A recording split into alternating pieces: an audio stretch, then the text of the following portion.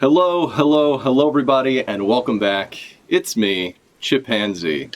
And as you can see, we are back here doing another episode of Chips Ahoy, our famous, world-famous One Piece show that we do on a weekly basis, where we read the chapter blind as it comes out, and, give our thoughts, give our impressions, talk about whether it was good or bad, Goda or Hakta.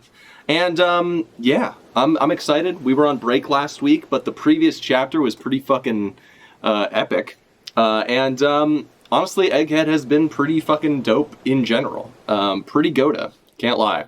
I'm pretty excited to get into this week's chapter. If I recall correctly, last week's chapter of One Piece was basically focused on Lucci and Kaku basically forming a temporary shaky alliance with Zoro and Luffy in order to take down the Seraphim, who have been given an order by some unknown entity, most likely a Vegapunk, one of the Vegapunks, not sure who yet. It's a bit of an Among Us going on, and it's been an excuse me. I'm kind of getting over, as usual, for the past couple weeks, I'm kind of getting over, I don't know, it definitely doesn't seem like COVID, some sort of flu type of thing. Feeling a lot better now, though. That's why I haven't been streaming recently. Literally last week, the break couldn't have come at a better time, because I was, literally just, fucking stuck in bed, sick, all week long. So, yeah, definitely feeling a lot better now, which is fucking great, because I'm heading to South by Southwest next weekend. For a conference in Texas. So, yeah, I definitely am glad that I got over my illness, that I pooped out my devil fruit, that Chopper was able to fix me up with all of his doctoring before having to leave for greener pastures. So, but that's why I've been absent. Apologies. But, just in time for the new chapter. So, I think the most notable thing from last chapter, besides the alliance, the shaky alliance between CP0 and the Straw Hat boys, excuse me, is that we're still not sure who the traitor is. We're having another traitor arc. Oda seems to be really into that type of shit recently with the whole Conjuro shit that was going on in Wano. But yeah, I think the most notable thing besides that is we got to see the good old boy. We got to see Shanks, and he's on Elbaf, as everyone had predicted, including myself, and Kid is apparently about to get fucked, although I'm rooting for him. He's the based underdog. I just want to see him, pull off an upset, because I'll be honest, as much as Shanks is kind of like the One Piece golden boy, I have lost a lot of interest in him over the years, because he's just kind of been a bit of like a weird Switzerland's neutral cock tease, and doesn't seem to, I don't see Oda doing too much interesting with him. And I don't know, I don't think Kid is going to kill Shanks. It's not a, ZKK type of shit going on here. I'm mostly just hoping that Oda does something interesting with it, besides just having Kid get BTFO'd the same way Law is about to get BTFO'd by Blackbeard. You know what I'm saying? I would like to see him do something a little bit more clever. Maybe Kid will, take a hostage or start, fucking up civilians. He's kind of a rowdy fucker, so who knows? He might do something like that. We just don't know. So, I'm hoping that I'm hoping that Kid is involved in Elbaf, similarly to the way Law was involved in Dressrosa, because Law got a ton of time in Dressrosa and Punk Hazard before being kind of involved in Wano in a pretty big way as well. And Kid had more focus than Law did in Wano, but he definitely did not have as much focus compared to Law. He still, I would be happy to see Kid get more time to shine, you know what I'm saying? And I can see the relationship between Shanks and Kid potentially being comparable to the relationship between Doflamingo and Law. Perhaps Kid has a good reason to be going after Shanks, besides just, getting his arm cut off by the red-haired boy. So who knows? Who knows? Anyway. Lots of interesting stuff happening. The world is moving outside of Egghead, which is also super great, and I love to see it. And yeah, without further ado, let's get into this fucking chapter.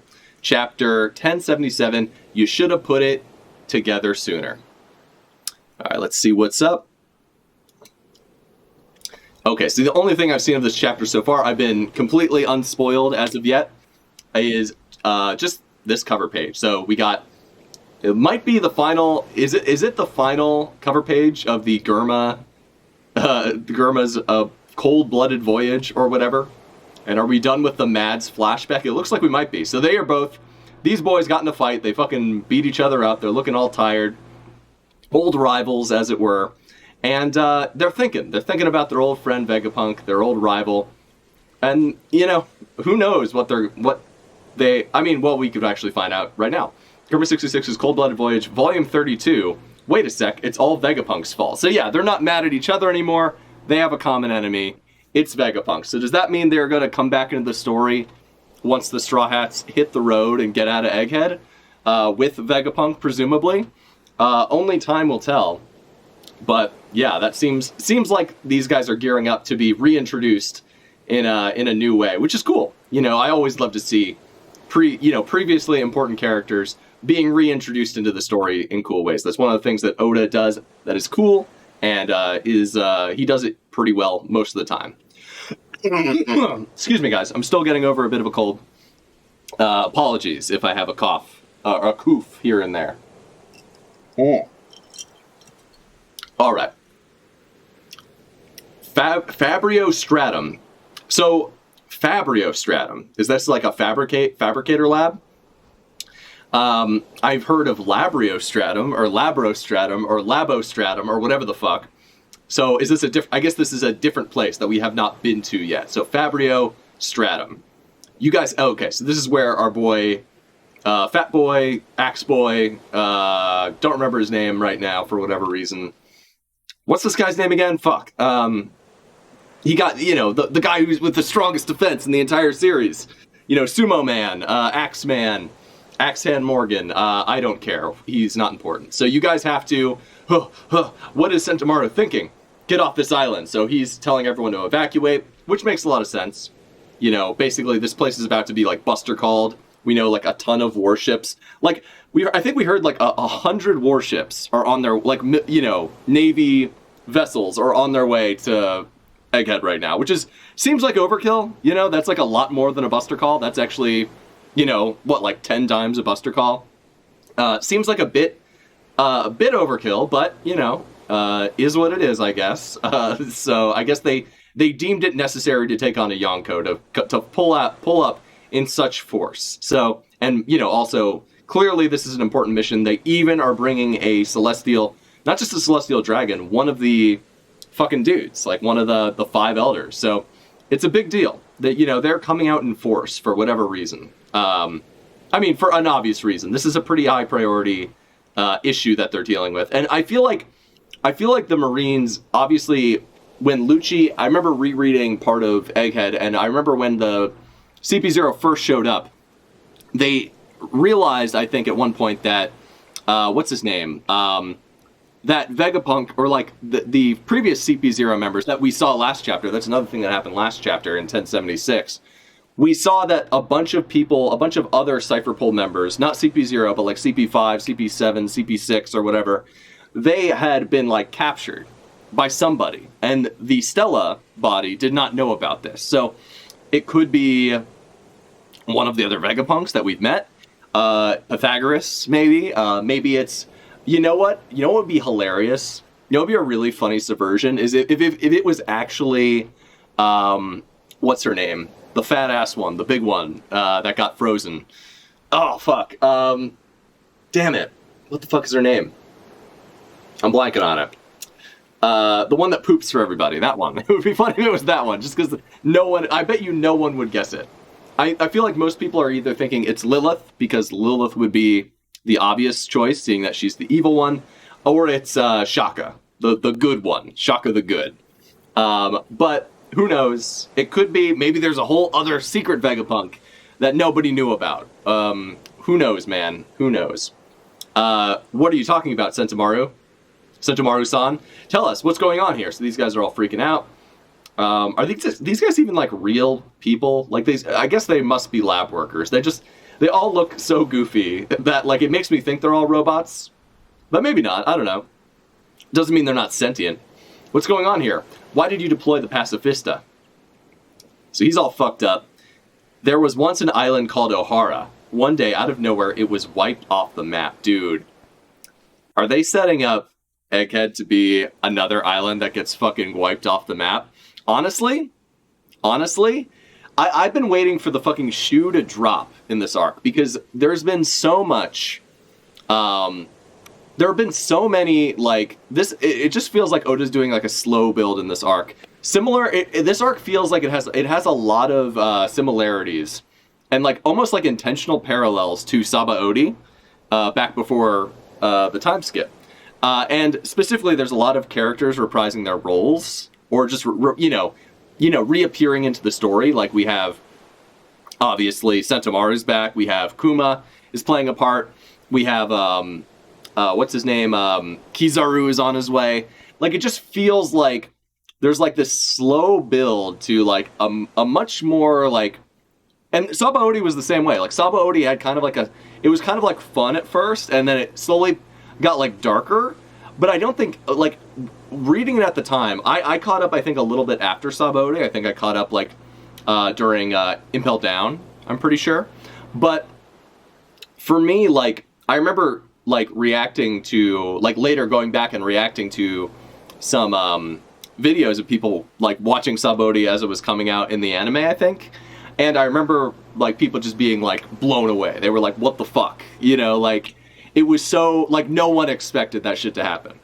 And yeah, it's like I kind of wish I had been reading weekly at the time, because it just being with the, like, reading it weekly when everyone got separated by Kuma, like, yeah, you know they're not dead, but that still is such, like, that is the most, like, probably the most, like, the best cliffhanger in all of One Piece, most likely. Like, if I had to give it to one chapter, that probably was the best. Like, as a weekly reader, that's just so fucking intense, you know what I'm saying? So, absolutely, Oda was an absolute mad lad back then, so I feel like he's building up to something similar happening here. And this just kind of reinforces that notion, with even, like, Sentomaru just kind of, like, planting the seeds, being like, yeah, O'Hara was fucking wiped off the map, all because of people there because the people there oppose the world government. Okay, so now we're getting a little refresher. Oda doing one of his famous refresher courses that he did a bunch of during, what's it called? Reverie. You know, because he thinks we're idiots, he thinks we're fucking little pussy babies, and we don't remember his own fucking manga, we don't remember the story. Oda, stop talking down to me, my dude. Like, automatic hackta to have, you know, even a little bit of you know, panel time dedicated to refreshing our memories. Fuck you, Oda. Stop talking down to me, my dude. No, but in all honesty, this is fine. This is cool. It's been, you know, the series has gone up. Like, this was like, what, like 700 chapters ago that we got this flashback, so not too surprising. So we got Olvia, who's looking fucking cute as hell, might I say. Like, this panel is really low res, and that might be due to, like, the scanlation quality. Not to shit on TCB that much, but, like, I don't know. I don't care if I shit on them. But, like, I do like the little art here. I like fucking, I like Aokiji in the corner being a funny boy, making a funny face. That's cool.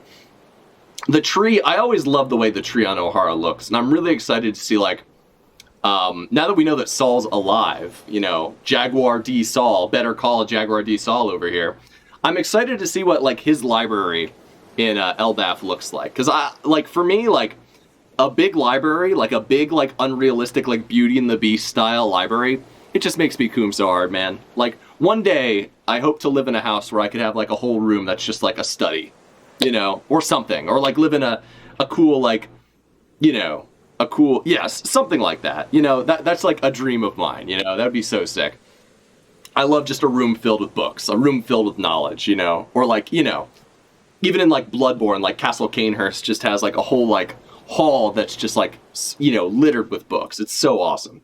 I love that shit.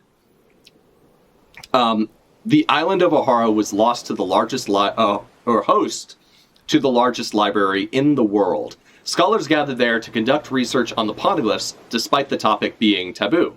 The Navy was eventually sent in to eliminate everyone on the island, including the villagers. It was a genocide, it was bad, but also kind of based. Nico Robin was the sole survivor of the massacre. Big sad, very cry, much good. That was a classic One Piece right there.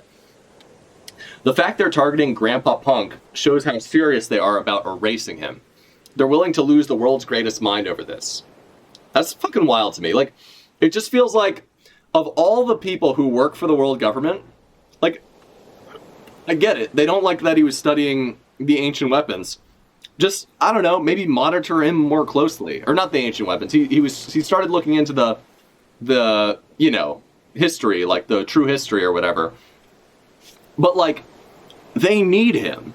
They fucking, like, what if a Seraphim breaks? You know, like, what are they gonna do if they don't have Vegapunk? Like, do they have another scientist waiting in the wings? I don't think so. Not on his level. What, are they gonna hire Judge? Or fucking Caesar? You know, those guys are fucking hacks. We already know. Like, they're not hacks entirely. They do have capabilities, but they're not on the Vegapunk's level, you know what I'm saying? So, like, it feels, that part of the story feels really contrived. Like, it feels like they, you know, Oda, you know, in Oda's head, the gears are turning there, and he's like, okay, I need Vegapunk to become an ally of the Strawhats, and I need him to, you know, go with them to wherever they're going, or, like, at least be, you know, sympathetic to them and them be sympathetic to him. And that's all well and good. But at the same time, like, the fact that the government is so afraid of Vegapunk looking into, you know, the Void Century is, like, he's the smartest man in the world. You just got to assume he's going to try to do that and just keep him, like, keep him under your thumb, you know? Like, the answer isn't to fucking kill him. That is so stupid. That is so stupid. You just gotta keep, you know, closer tabs on the guy. And, like, it's one of those things where they've done all this work to set up this one science guy who works for the government, who is, like, the smartest man in the entire, like, universe of this story. And now they have no recourse against him. He has all the technology. Like, clearly there's something going on where he doesn't have full control over everything that's going on in his, you know, little universe, you know, because the Seraphim have turned on him. So something's up. But at the end of the day, like, I feel like they need him, right? Unless whoever turned the Seraphim on CP0 is, like, I don't know, like, is the person who they're going to rely on in the future. I don't know if it's a Vegapunk, like one of the punks that we've met, or if it's, like, a different person entirely. You know, who knows? Who knows? So, I guess we'll find out. But to me, that seems a bit contrived. I still haven't quite gotten over that. And I feel like they haven't given us a good enough explanation, to be honest. That's why I think whatever's coming will be even more monumental, and this place will be ground zero. Damn. Fucking, my man is referencing 9/11. So, that's a big deal. You know, to invoke such a thing, my man. But anyway, hurry, Straw Hat. What's going on up there? So he's like, get the fuck off the island, bro. You made a promise. Okay. Control room, fourth floor, building A. So big fight going on. Huff, huff. What's up with these guys? Kong Organ. So they're doing their big punches. Handgun, Yellow Lotus. And it's just getting fucking blocked, I guess, by S-Bear. S-Bear's, like, just putting his hands up, blocking it with the paw. We know the paw is, like, kind of like an ultimate defense. Like, it basically could block everything from at least the Straw Hats pre-time skip. So, you know, who knows if they'll be able to get past that now. I would assume they'd do better, but who even knows, man? Is it even hitting him? Like, it looks like it is. It looks like it's hitting his midsection. But he does have his hands up, so I don't know, man. Hard to say what's going on. Maybe that's just because Oda's being a little, like, sloppy these days with the art. And it's not bad. It's just kind of, it's clearly, like, he drew it quick. And, like, the line work isn't quite as, like, clean as it used to be. Like, I don't think that's controversial to say. Like, that's just true. And it's because, I don't know if that's just because he's getting older or he's just become more efficient, but maybe a little like he relies on his editors to maybe clean it up, or his assistants maybe to clean up the line work before it goes into volume form. Who knows? I haven't really been reading the volumes as they come out, so. Excuse me. All right, so they're doing a big slice. Tempest kick. I really like Kaku's fighting style. I like that he's spinning around. He's like Sanji and Zoro mixed together, which is pretty based. Like in terms of how he fights, which I always liked. Tempest kick, so he's doing his kicks. Onslaught, so he's doing a bunch of kicks. One sword style. Yai, Lethal Lion Song. Kush. So there's a big cut. So this guy's all fucked up. I mean, they look kind of fucked up, but they're still like fine, though. Like they're still okay, which is interesting. So he does his Shishi San or whatever. I think that's what this attack is called, is one sword attack. Big slice. Basically, that would have killed like a normal person, but basically these guys are invincible. And I don't know if they're invincible because they are like synthetic beings, or if they're invincible because they are, I don't know, like because they are Seraphim, or not Seraphim, but like Lunarian. Is it their Lunarian DNA coming into play here? Hard to say. Hard to say. What the heck? So Luffy's like, why aren't these guys going down, man? They're getting up way too easily. Okay, so Luffy's not in Gear 4th anymore, but I guess he's fine, I guess. Oda's just not gonna address that, but that's whatever. I'm not gonna harp on that too much, Like, I just assume that Luffy maybe, like, released the form. Like, he did this a couple times in Wano, where he went Gear 4 very quick, like, swiftly, like, just, like, for one attack, and then just went back to normal. It only, like, his Gear 4 only real, like, time limit only became a thing during the Roof Piece Kaido fight with Big Mom and Kaido and the other Worst Generation guys.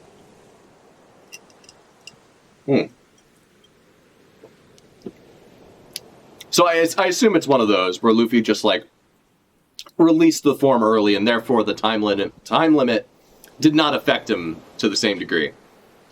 They're getting up way too easily. So Shaka's just chilling. These guys are just, huffing and puffing. And these boys are, like, damaged, but still, like, okay. They're still, like, fine. Do they think they're Kaido or something? So Luffy's like, what the fuck, man? These guys shouldn't be as hard to hurt as they are. Like, do they think they're Kaido or something? Cut it out already. Now that you mention it, they remind me of King, that guy I fought in Wano. A Lunarian on Kaido's crew? I never caught what his people were called. I see. That must have been Albert. Albert, yeah. The test subject who so that's interesting. I'm glad King is being mentioned again. Like, I know a lot of people don't like King very much, because his fight ended kind of abruptly, even though I thought the fight was good up until, like, the ending, because it did end kind of abruptly. I do agree with that. But overall, like, I did enjoy, like, I thought the fight choreography was cool, and I like that, like, King had Zoro on the back foot for most of the fight. It was the way that Zoro won, and, like, his power-up, and, like, him figuring out King's gimmick being kind of, like, abrupt. That was, like, the part of the fight I was not feeling as much, that I felt like Oda could have handled a little bit better. It really just needed, like, an extra chapter, I feel like a couple extra chapters in Wano would have made Wano kind of, like, pretty damn good. Like, Wano as is like, fine, but it, like, could have been, like, great if, like, Oda just handled, like, he needed basically 3 more chapters to fix the Kaido backstory, to fix, like, to fix the Zoro King, the ending of the Zoro King fight, and then we needed 1 chapter just dedicated to, actually 4 chapters. 1 chapter just dedicated to, fucking Appu and Drake versus the 2 CP0 guys. Like, them just getting, like, off-screen by CP0, like, what the fuck, Oda? What were you fucking thinking? And then, like, how are you gonna do that to, like, important characters that you built up, you know what I'm saying?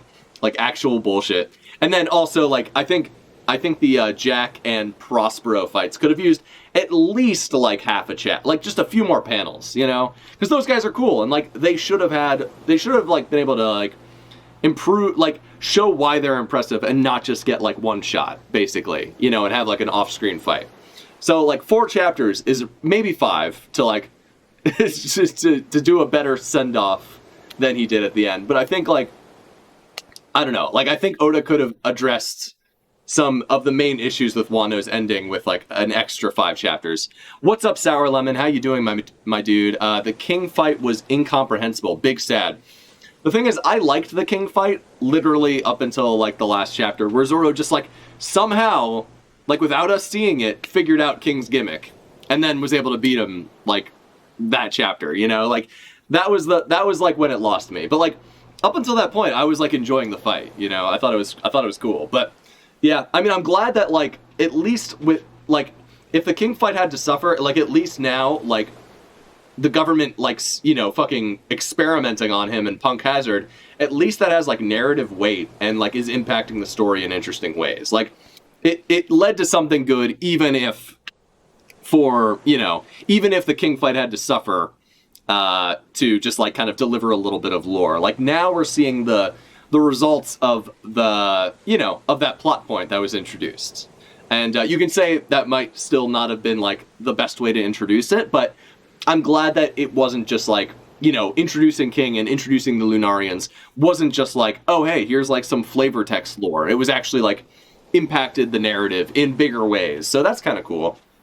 I guess the anime will or did probably fix most of that stuff, but who the fuck watches One Piece? I haven't been like watching the episodes, but I've been like seeing clips on YouTube.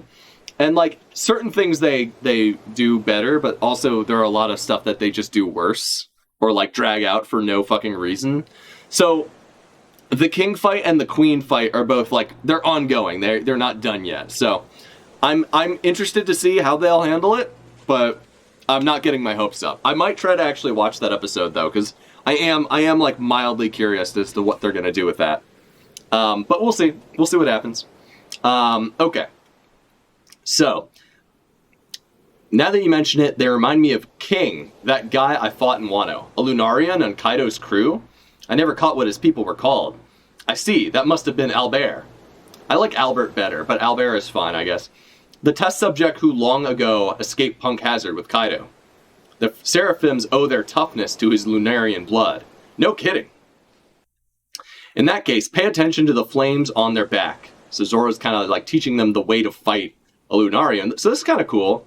This actually, like, you know, Zoro's fight actually has, like, narrative weight and, like, actually, you know, has, like, you know, is impacting the story in interesting ways. And he's actually able to, like, explain to his team, you know, to his little team here, like, hey, here's how you beat a guy like that. Our attacks will only be effective when they go out. Really? He was practically invincible when he was on fire. My bad. If I'd clocked it sooner, I could have saved us some stamina. No matter, with this intel, we can finally make some progress. Nice. So now they're all, well, yeah, okay. This is pretty funny. Okay, yeah, there wasn't much about King to clue me in.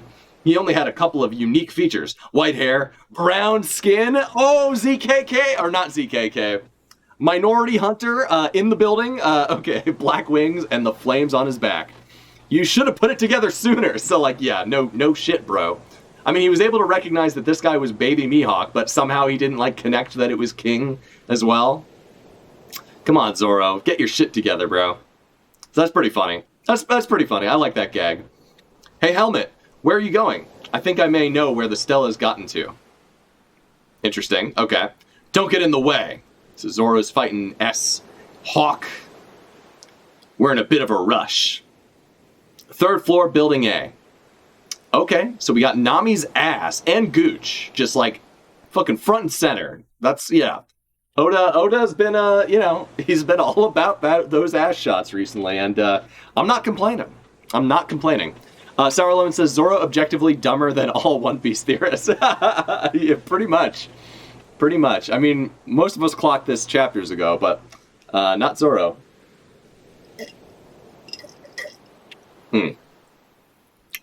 Let's go, Zeus. Oh, fuck yeah, she's using Zeus? Hell yeah. My favorite member of the Straw Hats, Zeus. The actual final member of the crew. And that's a really low bar. Yeah, definitely. When Arthur outranks you in terms of ability to predict things in One Piece, I think you have some work to do there, Zoro. We can't treat him like a kid.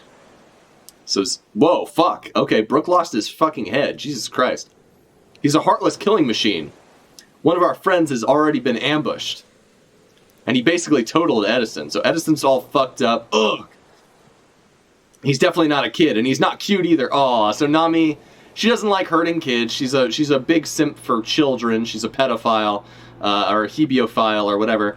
That's right, Nami, don't hesitate. Close your eyes if you have to. So Zeus is kind of coaching her through it. That's kind of fun. Just... excuse me. And that's a really low bar. Admiral Ricardo, bro, when is Ricardo going to replace what's his name? And become the real Green Bull, the one we've all been waiting for. Yeah, why couldn't Green Bull have been Ricardo? Honestly, like, that's the one based thing that Arthur ever did, was introduce Ricardo. Ricardo is actually, like, better than the, like, in manga guy that they have as Green Bull, so... Arthur can take 1 W. He can claim 1. I actually really should read, what's it called? Return to Reverie at some point. I am mildly curious as to what that guy came up with. It's just so stupid, but I don't know. It's funny. Okay, so she hit him with a Thunderbolt. Damn. So Brooke got fucked, but Nami seems to be kind of holding her own, and like kind of fucked up the Seraphim. And I guess like the Seraphim are like artificial guys, and the main thing that makes them strong is their fucking like hard exterior. So her being able to send a fucking lightning bolt cloud directly through him apparently is like super effective. So Nami is like kind of like the MVP right now. Took out a Seraphim way faster than like any other character. That's fucking cool as fuck. That's awesome. Nami's kind of like a glass cannon character now, and I kind of love that for her. You know, I like that for her a lot.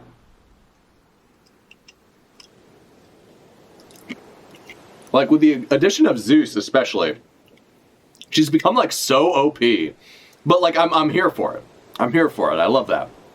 There's some wild shit in there. Dude, I bet. I'm excited. I'll read it eventually. Like, maybe I'll do it on stream. Who knows? Maybe on an off week one of these days, I'll start reading Return to Reverie. Oh, my God. I'm sorry, Jimbei. Don't apologize. Splash. Splash? So, I guess... Wait, so Brooke, oh shit, so Brooke and Nami in Whole Cake were the guys who were able to, like, exploit Big Mom's own use Big Mom's own powers against her. And this is so cool, because now, you know, she's using a ability, she was able to steal from Big Mom, and I love that for Nami, because she's the thief, she's the cat burglar.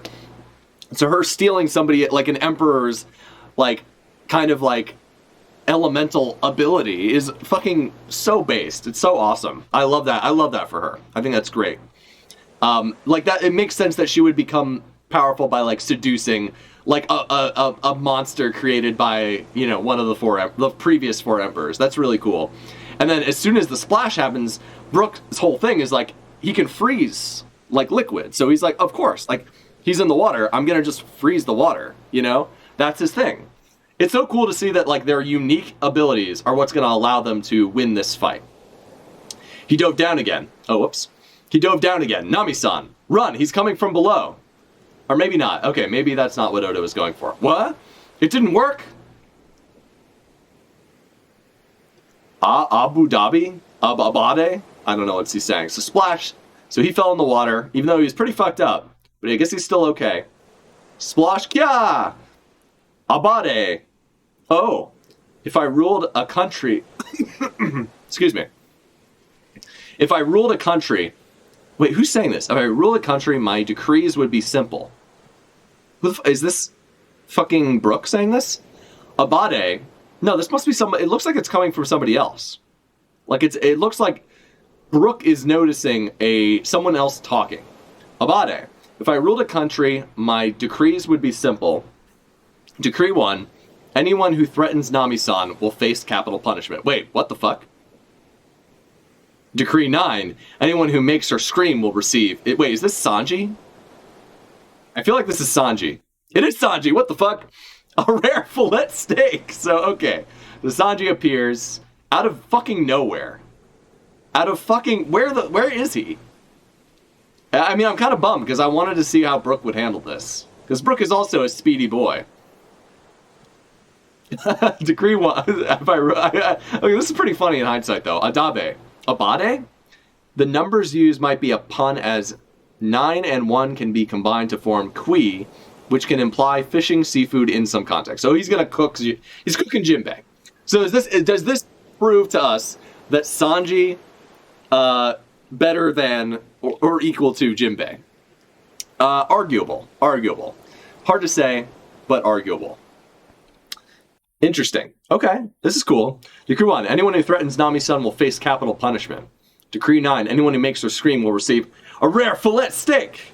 A rare fillet strike. Oh, a rare fillet strike. Okay, so then he hits her with the drop kick to the fucking gut. Sanji-kun, are you okay, Nami-san? I can take care of this. You won't get another warning, small fry. Huff, huff. I don't give a damn if you're a kid or if you're another Jinbei. I'll be your judge, jury, and execute. His judge? Damn, dude. Sanji really embracing his Germa roots here. I'll be your judge, jury, and executioner. Jin Brat. Okay, that's pretty based. Pretty based. Sanji taking on Jin Brat is pretty good. 3rd floor, building C. How dare you petrify York? Bubble gun. So she hits her with the bubble. It looks like it gets blocked away by S. Cunny, I guess. I don't know what else to call her. Whoa, she just brushed it off like it was nothing, huh? So then she fell down. What? Green blood gives you pros and cons of having a fruit ability. And these bubbles were designed to harness the ocean's energy. Snake, thank you. Thank you, Sour. And these bubbles were designed to harness the ocean's energy. They're your weak points. Yeah, you're freaking awesome, Lilith. Okay, fuck yeah. So this is actually like the way to shut these guys down, is using the bubble technology. Bubble tech. Yeah, you're freaking awesome, Lilith. I'll catch her while she's down. Bam! So she fucking rocks Frankie's ass. Stay back, you impudent lout. Ugh! Guess it's already worn off. That's because it only grazed her. Uh-oh, she's mad now. Okay. So Jinbei picks up the fucking bubble. Or something. I assume it's the bubble. Tap. Ah, take that. And then fucking squishes her. Just squishes her like a little bug. Just gives her a big squish. Take that, you rascal. Frankie, you genius. You used that bubble perfectly. Give up already, runts. And she's like, this is agonizing. And he's like, sorry. Frankie is not immune to the cunny, my dude. That's embarrassing, but whatever.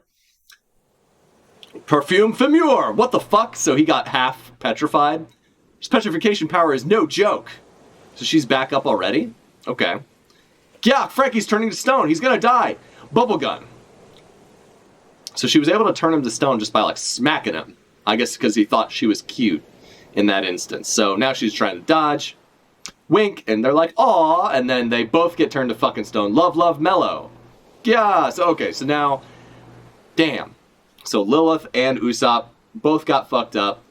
They fell for the cunny, as they do. Oh my god, so embarrassing, so embarrassing. Usopp, how you gonna live this one down, my dude? That's oof. That's an oof for me. That's a yikes. Underground, Old Elf Fruit Research Lab. Sour, trick is to remember that they're all animals. Yeah, I mean, hey. That'll do it. These filthy animals. Underground, Old Devil Fruit Research Lab. Yeah. So Shaka is heading down.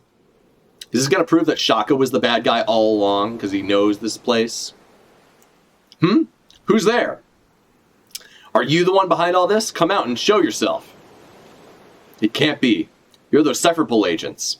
I thought you had come and gone years ago. Why are you here? Okay, so he seems surprised. So I guess it's not Shaka? Save us. I don't want to die. Shaka. Stella, so this is where you were. Who could have done this? I'm so glad you're okay. Let me help. Say, Shaka. Who's that you brought with you? What? Bang! Oh, shit. So this man just got fucking glocked. Fucking capped. Damn. In the fucking face, too. Like, he's dead. Shaka is done. Like, that's a kill shot right there. That man is fucking over. Shaka! Yeah, he's been shot! What's going on? Who was that? Splurt? Katak! Katak! Katak! Snuffing out hope with a single shot. Damn. Okay, well, Shaka was my number one guess as to who the fucking traitor would be. So, let's think. So, who was not present in this chapter? That we know, like, which Vegapunk was not present in this chapter? So, we have Shaka was here. Stella was here. Lilith was busy. What's her name? Big Dumper Girl was also busy, right? Where is she? Oh, York, right. And then this guy is Pythagoras, right? So this guy's Pythagoras. Who else is here? Edison got totaled, or got fucked up. Is there anyone that like we're missing? Because like there's 6 of them plus the Stella. So we got Stella, Shaka, Lilith, York. I mean, the only person I can think of who is like unaccounted for is what's her name? The CP0 person. Yeah, Pythagoras was there. So Big Fatty and the one who eats sleeps. Yeah, trick is to yeah, Pythagoras he's accounted for. So like that's the tough thing. Yeah, I don't know. Like, I'm trying to remember. Is there anyone that I'm like missing right now? Is there anyone that I'm not thinking of? So we got. So this guy's accounted for. Shaka, Big Brain is accounted for. Edison is accounted for. Pythagoras, I think, is also accounted for because he was here with. I'm pretty sure he was here, right? Wasn't he? I mean, his little body. I assume like the big body is just down for the count, so his little body's round. Yeah, I don't know, man. Like, I don't know. I can't think of who would be missing from this group right now. It feels like everyone's accounted for, so it feels like maybe someone that isn't one of the Vegapunks. And the only person I can think of is maybe what's her name? Stussy, the notorious triple agent. We're missing a few Seraphim that probably exist but haven't been seen. Yeah, maybe it's like S Croc or S Buggy, S Clown. Yeah, I mean, it could be another Seraphim. I feel like it's most like the way Vegapunk is reacting makes me, or like the way Stella is reacting, makes me feel like it's someone that he recognizes specifically. I feel like, I don't know, like the only person that we didn't see this chapter that I think it potentially could be would be, what's her name? Stussy. But I don't know. That like it might just not be. Stussy might just still be with like Sanji, and or like Jinbei, I guess. So I don't know. S Mingo. Yeah, it could be. It could be Mingo. I mean, yeah. Like as of right now, I can't think of anyone. So Oda's doing a good job of like maintaining the mystery. You know, like right now, like I can't. I'm unable to come to like even like a guess at this point in time as to who it might be. I mean, in the past, like I remember during the CP9 saga, Water 7, when, what's his name? I remember Lucci and Kaku, like, made it look like they got beat up, but they actually just, like, had someone else wearing their clothes. So, I mean, I guess it's possible that Shaka shot someone who looked like Shaka, but I don't know, that feels, like, needlessly convoluted. Like, it's not, Oda has done that type of shit before, so it's not, like, impossible. But, like, Jesus Christ, I just realized the curvature on this butt. God damn. Oda's really doing his best with these butt shots, man. That's, like, it's hard to, you know, I gotta give him some credit. He's never been this, given this much curvature to the ass before, so good on you, bro. Good on you. He's more of a tit guy, but he's been putting in work. He's been putting in that fucking work. He's been having his girls do the squats, you know. So good on him. But yeah, so yeah, I don't know, man. It's a big mystery, and I'm no closer to figuring out who it is. If anything, I'm more I'm more unsure now than I was a couple chapters ago. Because a couple chapters ago, I wouldn't have bet money on Shaka, but I was definitely leaning Shaka. Now I really don't know who to expect. So, I mean, if there's like another Shaka behind Shaka who just shot the Shaka, that would be pretty convoluted. But who knows, man? Who fucking knows? I mean, Mingo does like shooting people in the face. That's something he likes to do. So, I don't know. I guess it's possible that it's S Mingo. But yeah, man, I really have no fucking clue. I really have no fucking clue, man. I have no, at this point, I have no guesses. I really don't know. I'm waiting for, Sour says, I'm waiting for Shaka Zulu to show up. Shaka Zulu? Yeah. Yeah, we'll see, man. I feel like there must be a additional Vegapunk that we just don't know about. Like, there has to be. Like, that's the only thing I could think of, you know? Besides Stussy, that is, like, the only thing I could, like, come up with, you know? That's the only thing that, like, makes sense, because everyone else is accounted for, you know? Except for, like, some Seraphim, basically. So, yeah, I really don't know, but boy, am I excited to find out. So, it doesn't look like we're on break next week. That being said, I am out of town next week, so I might be able to do it on Sunday, like my reaction or whatever. But I'm gonna be, you know, away like all of next week, so I won't be doing any streams next week. Though I probably will be streaming tomorrow. There's a game called Bleak Faith Forsaken, kind of like a Souls-like, but sort of in the style of Blame, the manga, or Blam, as some people call it. But it's got like Shadow of the Colossus. It's kind of like Shadow of the Colossus meets Souls in terms of like mechanics. And I'm really excited to play it. I'm starting my playthrough like basically at midnight tonight. Probably going to record an episode for YouTube and then stream some of it tomorrow as well. So yeah, I'm really excited to get into that. But yeah, no more One Piece until the following week. So should be an interesting week of discussion. And I'm excited to get into it with you guys. So thank you all for joining me for another episode of ChipZ Ahoy. And I will see you not next Friday or Thursday, but probably next Sunday, most likely. So thank you guys again for joining me on this epic adventure on the high seas, and I will see you in the next one.